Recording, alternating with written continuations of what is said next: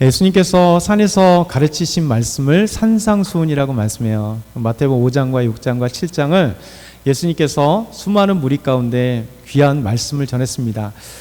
이번 주에 글을 읽는데 이런 재미난 글이 있더라고요. 예수님의 팔복, 8가지 복이 아니라 이 사탄의 마귀의 팔복이 있더라고요. 그래서 그럴 것 같다 이런 생각을 했어요. 그 내용을 넘겨보면 이렇게 됩니다.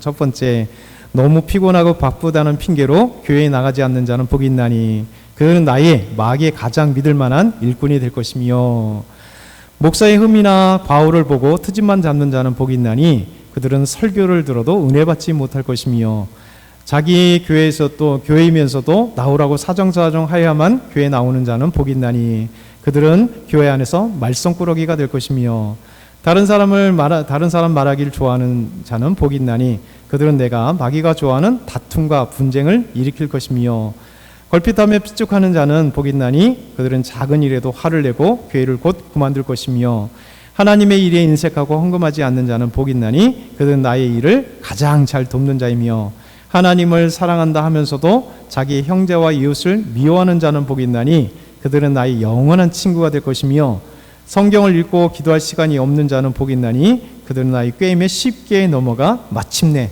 조롱거리가 될 것이며. 그렇죠? 이 내용을 보니까 누군가 재밌게 쓴 내용이지만 참 그럴듯해요. 그리고 실제 그런 것 같습니다. 그래서 우리가 이 마귀의 팔복같이 이런 신앙생활에 등한히 하는 것, 아니면 하나님의 말씀에 불순종의 모습이 아니라 우리의 삶 가운데 예수님의 팔복처럼 또 성경의 말씀처럼 오히려 하나님의 말씀이 우리 삶 가운데 가득하고, 또 하나님의 말씀을 묵상하고 또 하나님의 말씀에 순종할 때 하나님 기뻐하시는 그리스도인이 될 거라 생각합니다. 우리 하나님이 말씀하신 적이 있어요. 이스라엘 백성들에게 광야 40년 동안 그 가운데 이스라엘 백성들에게 교훈하신, 또 40년의 삶에 정리하면 어떻게 정리할까 생각해 본 내용이, 그리고 예수님께서 40일 금식하시고 난 뒤에 마귀의 시험 가운데서도 예수님이 그 마귀에게 하신 말씀, 이 말씀이 신명기 8장의 말씀입니다. 우리 신명기 8장 3절 우리 같이 한번 읽어볼까요? 너를 낮추시며 너를 줄이게 하시며 또 너도 알지 못하며 내 조상들도 알지 못하던 만나를 내게 먹이신 것은 사람이 떡으로만 사는 것이 아니요 여호와의 입에서 나오는 모든 말씀으로 사는 줄을 내가 알게 하려 하심이라. 아멘. 하나님은 이스라엘 백성들을 40년 동안 광야로 인도하셨어요. 그리고 그곳에서 함께 하셨습니다. 40년 동안 광야에 사는 것은 사실 죽음이죠. 일반적으로는 죽음입니다. 왜냐하면 단순하게 몇 사람이, 아니면 한 사람이 양을, 지금 베두인 족속처럼 양을 키우면서 이렇게 돌아다니면 그래도 이 시내 광야는 사람이 살만한 곳입니다. 겨우 살만한 곳. 그러나 이런 장정만 60만 명이, 그러면 적어도 온 가족들 하면 이스라엘 족속들이 200에서 400만 명이라고 하는 거대한 무리가 시내 광야에 간다는 것은 그 자체가 죽음입니다. 왜냐하면 먹을 것도 없고 물도 없고, 또 그것은 떼양볕에서 너무 힘든 곳이 광야이기 때문에 그래요. 그런데도 이스라엘 백성들이 광야 40년 동안 살았던 이유는 하나님이 함께 했기 때문에 그렇습니다.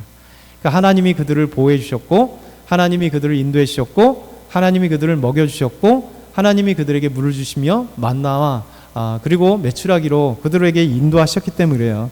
그래서 광야는요, 하나님을 만나는 장소이고 하나님을 체험하는 장소이고 하나님과 함께하는 장소예요. 우리 인생의 만나 같이 하나님이 우리 채워주신 것들이 너무 많고, 우리 하나님께서 물로 주신 것처럼 하나님이 우리에게 목을 적셔주시는 그런 삶을 살아가는 것, 인생은 이 광야로 비유할 수 있어요. 자주 광야로 비유하면서 여러분에게 말씀드리는데, 인생 광야 속에서, 내 인생 광야 속에서 하나님을 만나야 됩니다. 그러니까 인생을 살아가는데, 광야에 살아가는데 항상 광야만을 바라보는 사람이 있어요.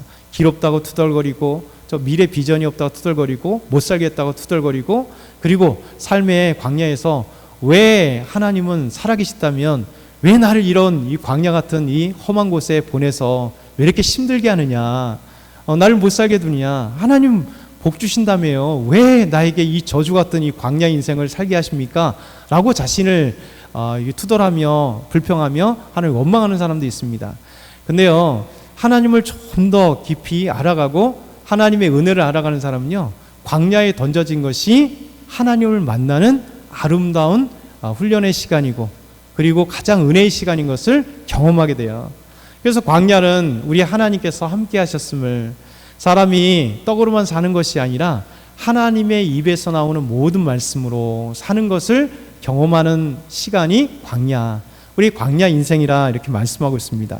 그래서 우리 하나님은 우리에게 하나님의 여호와의 입에서 나오는 모든 말씀, 이게 뭘까요? 성경이죠. 하나님의 말씀입니다. 그래서 하나님의 말씀은요, 우리가 이 세상에서 만나도 필요하지만 우리 만나와 같이 매일같이 삼시세끼를 먹는 밥처럼 우리에게 우리 영혼을 살리고 우리를 은혜의 자리에 있게 하고 우리 영혼이 풍성하게 하기 위해서는요, 하나님의 말씀인 영의 양식이 필요합니다. 왜냐하면 하나님이 우리를 지으신 거는, 저와 여러분은요, 그냥 육체로만 지으지 않았어요. 우리 육체와 함께 우리의 영혼이 있거든요. 그러니까 하나님이 우리 육신을, 이 사람을 지으실 때 자기 형상과 모양대로 지으시고 우리에게 그 코에 생기를, 곧 영혼을 부어주심으로 우리가 영적인, 그렇죠? 하나님은 영이시기 때문에 하나님과 만나고 하나님과 소통하고 하나님과 교제하고 하나님과 서로 사랑할 수 있도록 하나님이 우리의 육신에 영을 부어주신 거예요. 그래서 우리 영적인 존재는요, 반드시 하나님을 만나야만 행복하고 하나님을 만나야만 우리 영혼이 만족을 이룰 수 있는 거예요. 그렇기 때문에 우리가 하나님을 만났을 때 우리 영혼이 안식을 누리고요, 하나님의 말씀을 우리가 들었을 때 그 말씀을 통하여 우리가 살아나는 거예요. 여러분, 세상에 보면 우리가 하나님의 말씀과 전혀 관계없고 하나님과 관계없는 사람도 잘 사는데요, 아니요, 그 영혼은 지금 메말라가고 있는 거예요. 영혼은 죽고 있는 것이죠. 여러분, 노인과 바다로 노벨 문학상을 탄 사람을 잘 아실 겁니다. 그 이름은 해밍웨이라는 사람이에요. 해밍웨이가 더 유명한 것들을 많이 했죠. 노인과 바다뿐만 아니라 무기여 잘 있거라, 누구를 위하여 종을 울리나, 이런 것들을 지었어요. 사실 해밍웨이가 정말 경건한 믿음의 가정에서 태어났어요. 그의 아버지는 의사요, 또 경건한 그리스도인이었습니다. 그의 어머니도 마찬가지로 경건한 믿음의 사람이었어요. 이 아버지는 의사일 뿐만 아니라 항상 선교에 헌신하고 선교의 일을 감당하는 귀하신 분이었습니다. 그래서 믿음의 이 부모들이 해밍웨이가 어렸을 때 믿음으로 정말 예수 그리스도를 믿고 잘 믿음으로 살아가기 위해서 기도하면서 믿음으로 양육을 했어요. 근데 해밍웨이가 이제 고등학교를 지나고 대학을 가면서 이제 성인이 되면서 하나님을 떠나가며 그의 삶 가운데 하나님과 전혀 관계없는 삶을 죽을 때까지 살아갔습니다. 해밍웨이는 일반적으로 보면 우리가 너무나 잘 아는 것처럼 그 인생은 참 아주 유쾌하기도 하고 많은 일들을 이렇게 살아가고 문학적으로도 유명하고 또 엄청난 부와 명예를 얻었던 사람이 분명합니다. 근데 인생적으로 보면 그 단면이 있어요. 해밍웨이는 3번의 이혼을 했고 4번을 결혼했습니다. 그러니까 4번을 결혼했다는 거죠. 계속해서 이혼하고 결혼하고 이혼하고 결혼하는, 좋아 보일 것 같지만 그만큼 힘들었다는 거죠. 한 사람과 함께 오래 살지 못한다는 것이 그만큼 힘들고 어려운 것이죠. 그러면서 해밍웨이는 여행 중에 2번이나 비행기 사고가 있었고요. 그리고 해밍웨이는 그의 삶 가운데 항상 우울증과 불안 증세를 갖고 있었습니다. 그의 말년에는 정신병원에서 정기 쇼크 충격을 받을 정도로요. 그리고 그가 마지막에 그 쓴 글에 이런 내용이 있었습니다. 나는 전기약이 다 떨어지고, 그러니까 지금으로 하면 배터리가, 저 삶을 생각한다면 배터리가 떨어지고, 코드를 꽂으려 해도 꽂을 전원이 없어서 불이 들어오지 않는 라디오의 진공관처럼 외로움의 공허함 속에 살고 있다. 나는 필라멘트가 끊어진 텅 빈 전구처럼 공허하다. 1950년대이기 때문에, 후반이기 때문에 저 필라멘트, 우리 전구에 필라멘트가 있잖아요. 요즘에는 이제 필라멘트가 없지만 전구에 필라멘트가 없는 전구가 무슨 의미가 있겠어요.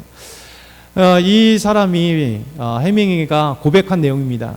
정말 나는 텅 빈 전구처럼 공허하고 힘들다. 그러면서 해밍웨이가 그의 말년 1961년에 엽총으로 결국 생을 마감했죠. 자살하면서 끝을 낸 것입니다. 우리는 그의 작품이나 그의 세계만을 생각하면서 그의 화려했던 모습들, 유쾌하게 즐겼던 쾌락으로 나아갔던 그 모습만 봤지, 그 내면 속에 항상 외로움과 그리고 고독과 그리고 불안함과 그리고 그 속에 너무나 힘들었던 우울증의 증세들과 삶의 사실은 사람들이 봤을 때 부러울 만한 삶이었지만 얼마나 사람들과의 관계 속에서 온전히 하지 못했던 그 모습을 보게 됩니다. 결국 세상에 이룰 것은 이룰 것 같지만 영적으로 메말라갔던 결국 해명의 모습을 우리에게 보고 있어요. 우리 삶에는요, 우리가 미처 생각하지 못하는 게 있어요. 세상에 살다 보면 우리 영혼에 관심을 두는 사람이 적잖아요. 그러다 보니까 항상 뭐만 보면요, 육신에 관심이 있는 거예요. 좋은 직장, 좋은 대학, 그리고 좋은 여행들, 좋은 집, 그리고 겉으로 보기에 아니면 어떤 세상적으로 잘 나가는 보이는 것들만 보여야 돼요. 그렇죠? 그러나 우리가 오해하기 쉬운 건 뭐냐면 그 삶의 내면을 우리가 보지 못하기 때문에 그렇습니다. 모든 사람들은 겉의 화려함뿐만 아니라 항상 이중적이에요. 삶의 고독과 힘듦과 괴로움이. 정치인들의 그 엄청난 권력 뒤에 숨겨진 고뇌들이 얼마나 많겠어요. 그렇죠? 대기업의 그 회장들이 그렇게 세상의 부러움을 다 사는 것 같지만 그 속에 얼마나 많은 대기업의 회장들이 힘들고 고뇌하고 힘들었던 그 내용들이 얼마나 많겠어요. 연예인들의 그 화려한 조명 속의 무대의 모습 뒤에 인간적으로 얼마나 고독과 눈물과 그 고통들이 그에게 따르겠어요. 우리는 진짜 생각해 보는 것은 이 화려함과 동시에 그 내면 속에 진지하게 하나님을 만나지 않으면 우리의 영혼을 충족할 수 없는, 영혼을 채워줄 수 없는, 그것도 인정을 해야 된다는 거죠. 저 여러분은 이 두 가지를 항상 기억해야 됩니다. 우리 내 영혼을 어떻게 채울 것인가, 그리고 하나님께서 나의 삶 가운데 어떻게 인도하실까.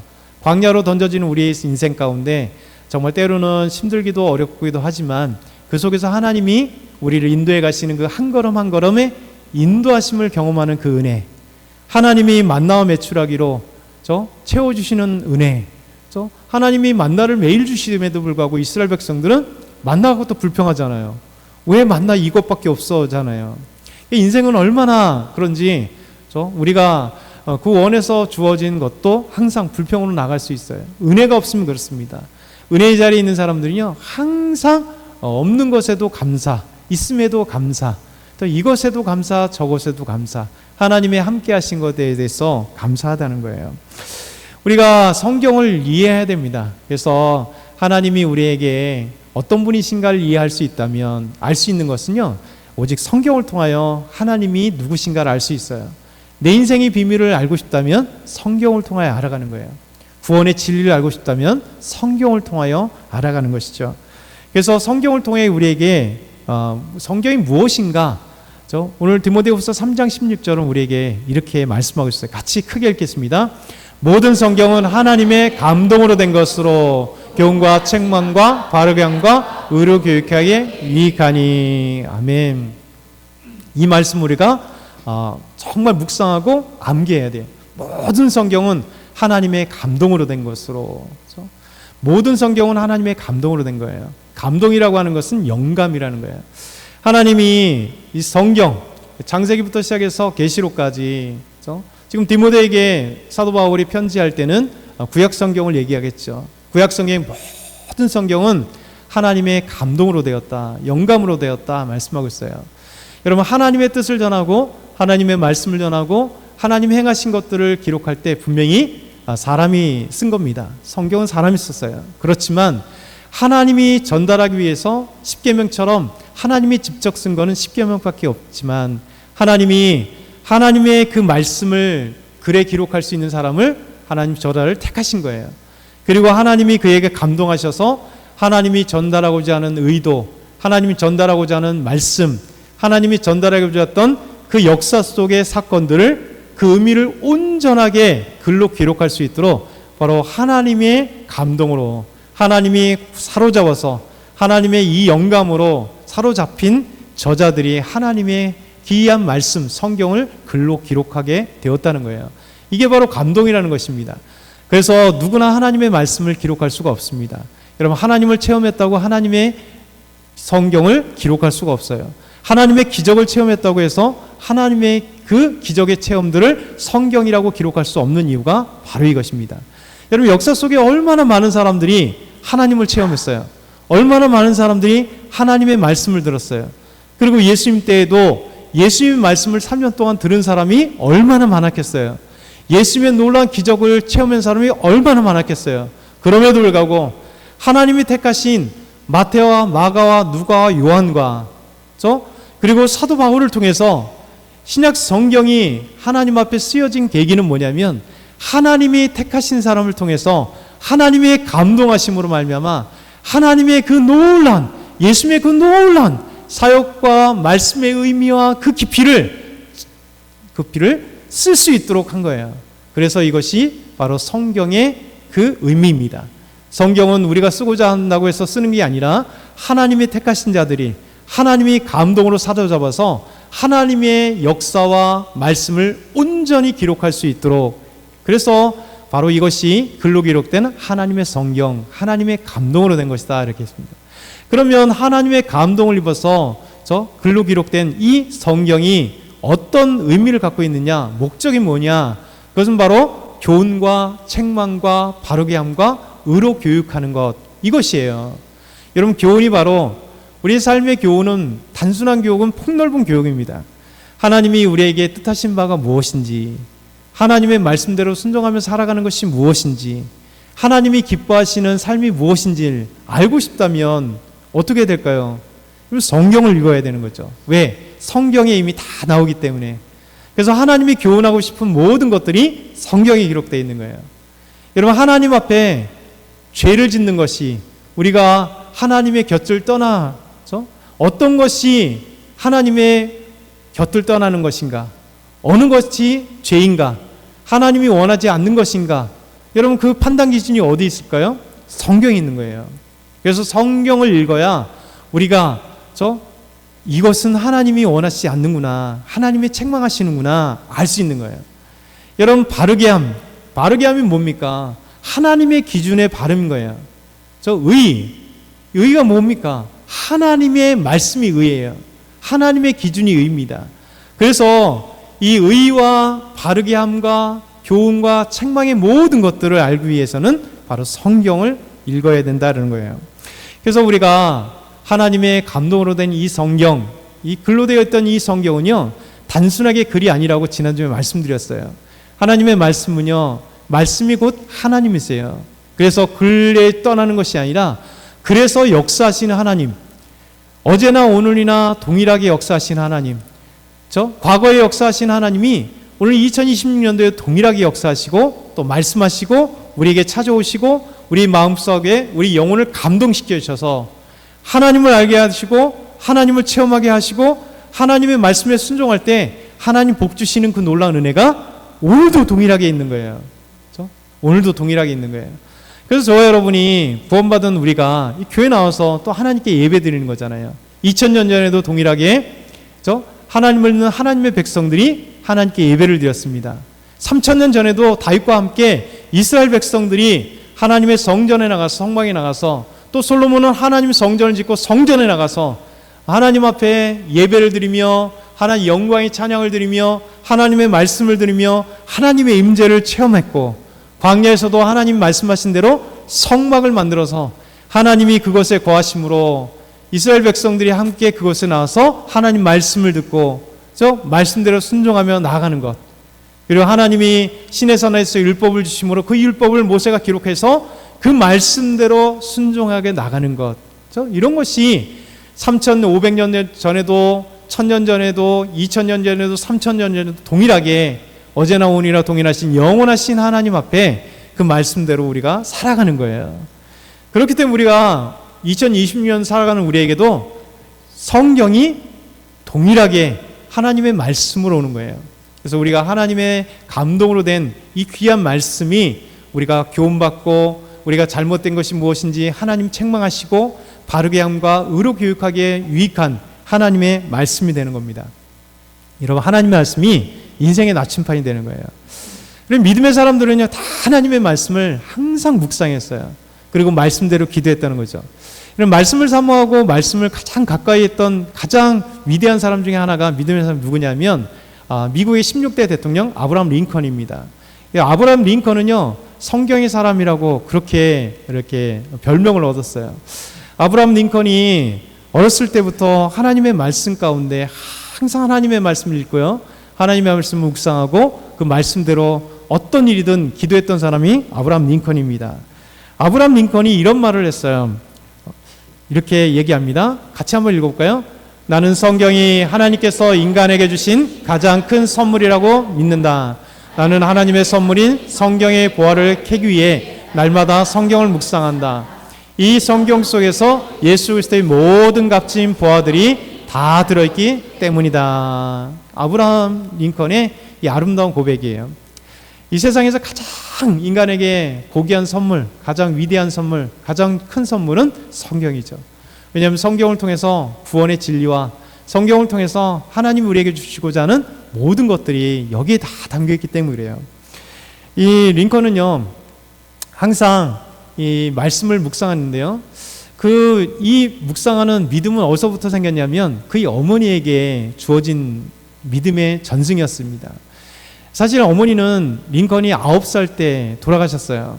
근데 이 9살까지의 이 링컨을 항상 앞에 두고 어머니가요 기도해주고 하나님의 말씀을 읽어주고 아직 떠듬떠듬 글도 읽지 못하는 아이에게 성경을 함께 보면서 성경의 교육을 했어요. 그러면서 그가 항상 고백하는 것은 9살 때 돌아가신 우리 어머니가 나에게 가장 신앙의 유산을 주었고 가장 위대한 건 뭐냐면 성경을 나에게 주었다는 거예요. 9살 돌아가시기 전에 어머니가 아브라함 링컨에게 이런 유언을 했습니다. 유명한 유언입니다.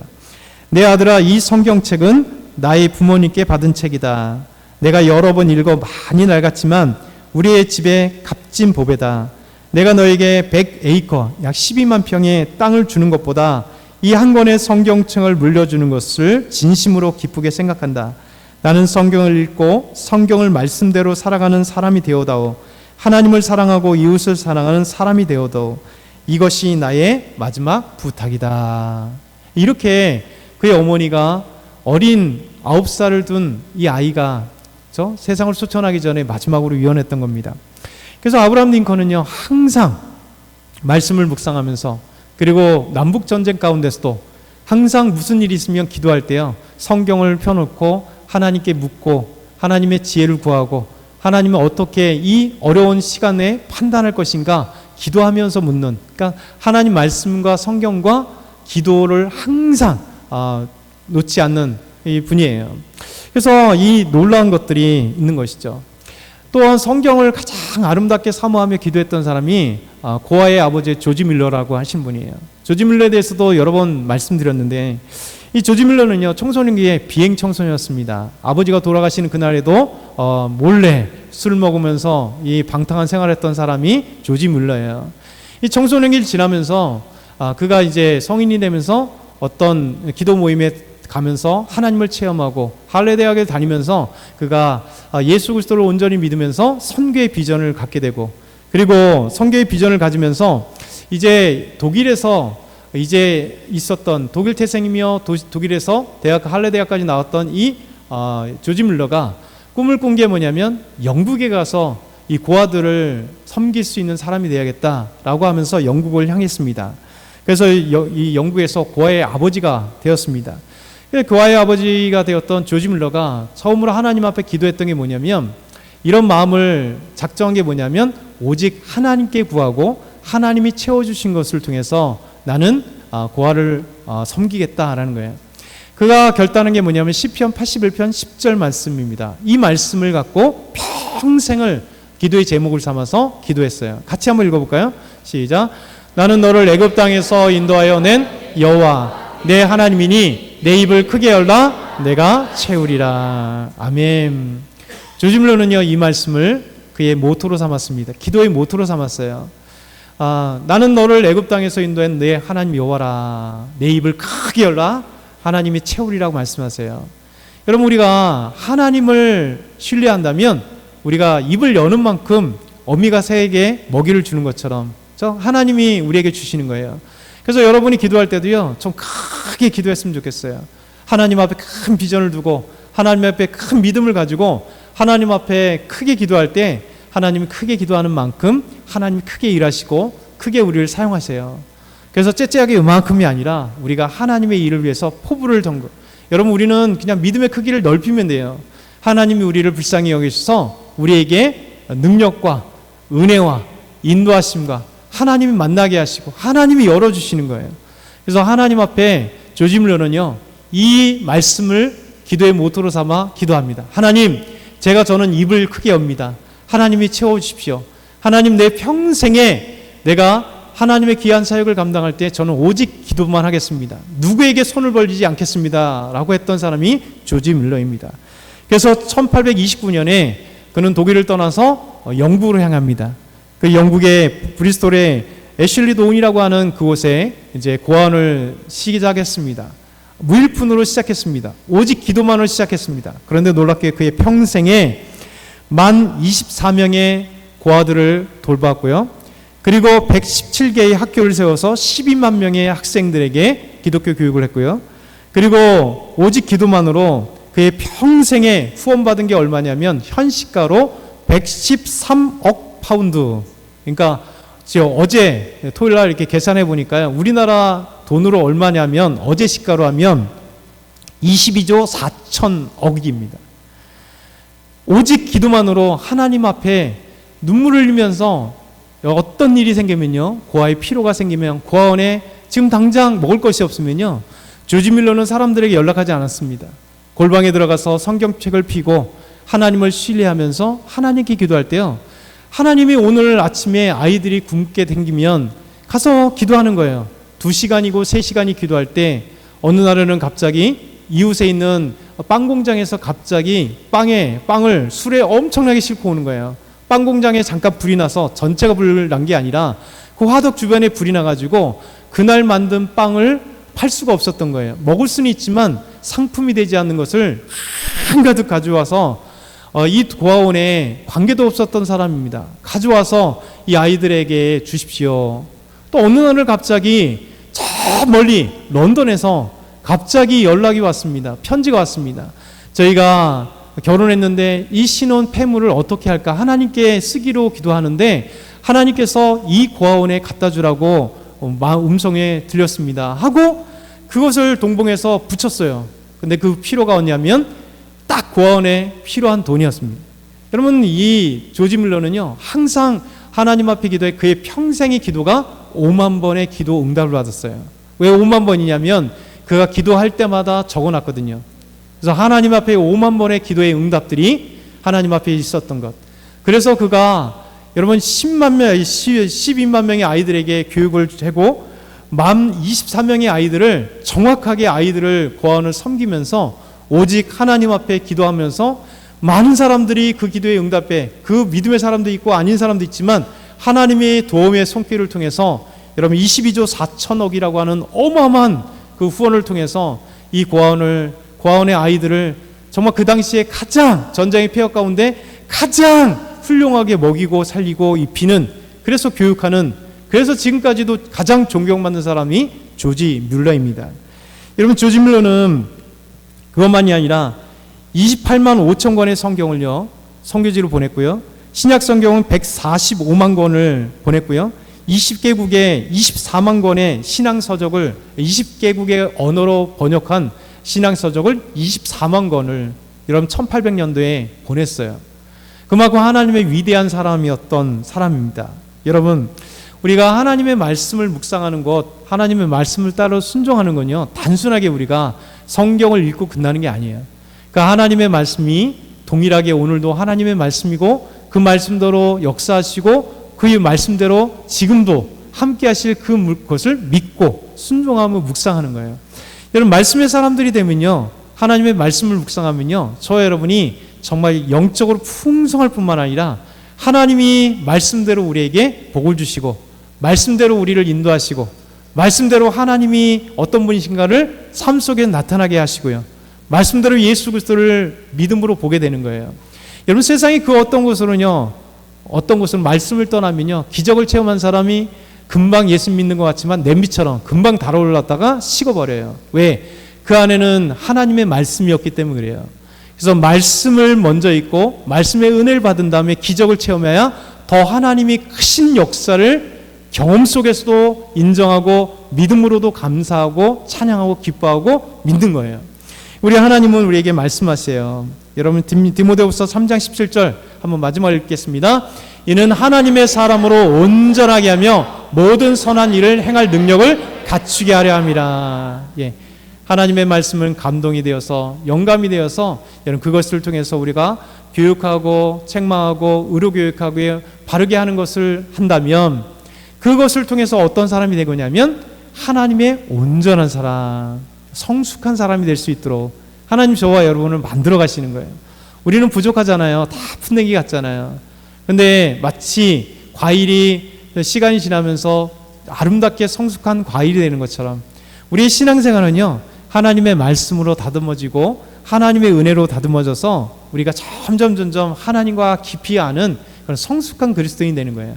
하나님의 말씀 갖고 되는 겁니다. 그래서 하나님의 사람으로 온전히 성숙한 사람이 되어서 선한 능력을 행할 능력을 갖추게 하려 함이라. 여러분, 하나님이 우리 삶 가운데 때로는 우리가 알지 못하는 하나님의 방법을 우리 인도하실 때가 많아요. 우리는 이런 걸 원하지만 하나님이 전혀 다른 방법. 근데 알고 봤더니 하나님의 놀라운 선함을, 그래서 우리에게 하나님께서 일하신 거예요. 마지막으로 이런 얘기를 어제 읽으면서 참 마음에 왔어요. 이거 실화인지 이야기인지는 모르겠습니다. 그냥 이야기로 들어주세요. 영국의 뉴잉글랜드에 있었던 작은 어촌의 마을에, 이 뉴잉글랜드에서 작은 어촌의 마을에서 이제 오늘도 남편들이 어부들이 배를 타고 이제 물고기를 잡으러 갔습니다. 놀랍게도 그날에 갑자기 폭풍우가 오면서 엄청난 폭풍우가 오기 시작합니다. 그래서 이 아내들이, 어부의 아내들이 함께 모여서 기도합니다. 하나님, 우리 남편을 구원해 주십시오. 저 폭풍 가운데 안전하게 해주십시오. 그리고 안전하게 집에 돌아올 수 있도록 도와주세요. 그런데 놀랍게도 폭풍우가 점점 멈추지 않고 한밤까지 계속 치는 거예요. 그럼 더 이상 더 불안하죠. 왜 이 폭풍 가운데 남편들이 바다에서 죽을 염려가 더 크잖아요. 그래서 아내들이 더 하나님 앞에 간절히 기도하면서 안전하게 돌아오기를 원해서 기도하고 있는데 오히려 더 폭풍우가 더 심해지고 천둥이 치고 비바람이 몰아치고 설상가상으로 여러분 집에 불이 나서 이 남자들이 없다 보니까 여자들이 끄는 것이 너무 부족해서 이제 한 채 두 채 막 불이 나기 시작합니다. 그래서 아내들이 하나님 앞에 원망하면서 기도하는 거예요. 하나님, 폭풍우가 잠잠케 하시고 남편들이 오기를 원했으나 왜 하나님 우리에게 이렇게 시련을 주십니까? 남편으로는 오지 않게 폭풍우가 오는데 이제 우리 집은 또 우리의 집들 마을은 이렇게 불이 타서 우리를 더 이상 갈 곳 없게 하십니까? 라고 눈물로 기도하는 거예요. 놀라운 것은 뭐냐면 밤이 지나면서 새벽이 동틀 때 점점 폭풍우가 잦아지기 시작합니다. 그러면서 저 바다를 보니까 새벽녘에 남편들이 타고 왔던 배가 차 오기 시작을 하는 거예요. 남편들에게 이야기를 들었더니 어떤 일이 있었냐면 그들도 폭풍 가운데 하나님 앞에 기도했던 거예요. 하나님, 살려주십시오. 하나님, 저희들이 지금 필요합니다. 이 폭풍 가운데 너무 어둡고 아무것도 모르고 그 비바람이 치고 우리는 죽게 되었습니다. 하나님, 저희들에게 갈 곳을, 우리의 마을을, 그 방향성을 보여주십시오라고 기도를 했던 거예요. 놀라운 것은 뭐냐면 그 밤에 여러분 등대와 같이 마을에서 일부의 집이 불탔기 때문에 그것이 등대와 같이 저 환한 빛이 있었기 때문에 저기 육지다라고 생각하고 그들이 그 폭풍 가운데 그것을 방향성 삼아서 나침반 삼아서 온 거예요. 그러면서 새벽이 치면서 여러분 잠잠해지고 그것이 바로 와보니까 자기 마을이었던 거죠. 하나님의 이런 이야기처럼 삶이 있는 거예요. 우리 삶은요, 하나님이 인도하셔야 됩니다. 하나님의 말씀 속에 우리가 체험하는 거예요. 저와 여러분이 이 말씀을 좀 기억했으면 좋겠어요. 오늘 말씀을 기억하면서 우리 한번 뜨겁게 하나님, 내 영혼에 하나님의 말씀으로 풍성하게 채워주십시오.